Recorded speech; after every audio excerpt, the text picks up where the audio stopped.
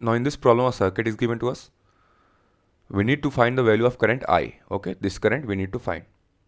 Here we have a dependent source. Okay, you can see a diamond shaped source is there. So it means it is a dependent source. Its value is 4 VAB. Okay, it is depending on this potential difference. Okay, that is VAB.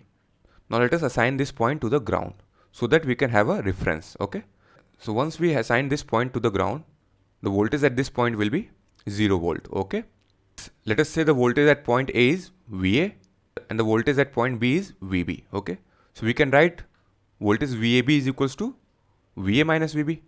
One important point you should note that no current is going to flow in this branch. Why? Because there is no returning path. Suppose the current goes from this branch, but from where it will return, it has no return path. So no current can flow through this branch. In this branch, the current will be 0. Okay. Now let us find the current in this loop. Let us say the current in this loop is I.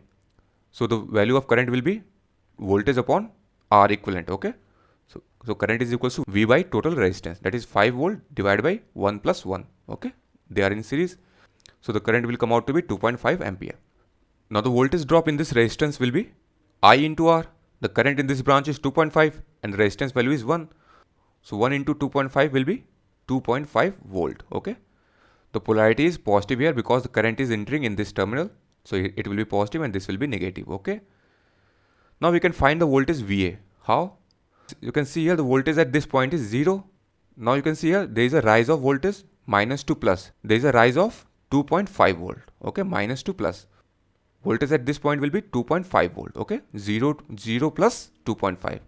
So voltage VA is equals to 0 plus 2.5. Okay. Which will come out to be 2.5 volt. Similarly, the current in this branch will be voltage upon resistance. Total resistance is 3 plus 1, 4. Okay. So current I will be, voltage is 4 VAB. 4 VAB upon 3 plus 1. 3 plus 1 that is 4. So 4 will get cancelled. So the current I is equals to VAB. Okay. The magnitude are same. Now we can find the voltage at point B. How? So there is a voltage drop I into R, that is I into 1. Okay. Polarity will be like this. Why? Because the current is entering at this terminal. So this will be positive and this will be negative. Okay. So let us find the voltage VB. VB is equals to, here the voltage is 0. There is a rise of minus to plus I into 1. Okay. So 0 plus 1 into I. Now you can put the value of I. Value of I is VAB. So you can put the value of I VAB. So it will be 1 into VAB. Okay. From here we can say that VB is equals to VAB. Okay. But VAB is equals to VA minus VB. So we can write VB is equals to VA minus VB.